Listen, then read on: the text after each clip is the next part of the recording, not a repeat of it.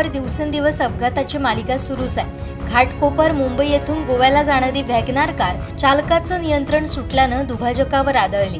हुंबरट येथील उड्डाणपुलावर गुरुवारी सकाळी 9:15च्या सुमारास झालेल्या अपघातात कार चालक प्रवीण सुंदर शेट्टी वय 40 वर्ष यांचा जागीच मृत्यू झालाय, तर प्रवीण यांची पत्नी काव्या प्रवीण शेट्टी वय 35 वर्ष, मुलगी आरवी प्रवीण शेट्टी वय 9 वर्ष, सिद्धेश भाऊसाहेब सटाले वय 30 वर्ष यांनाही गंभीर दुखापती झाल्या। अपघातानंतर स्थानिक ग्रामस्थ, कणकवली पोलीस, महामार्ग पोलीस, वाहतूक पोलीस घटनास्थळी दाखल झाले। जखमींना खासगी वाहनाद्वारे कणकवली उपजिल्हा रुग्णालयात दाखल करण्यात आले। अपघातात वॅगनार कारच्या दर्शनी भागाचा अक्षरशः चक्काचूर झाला होता।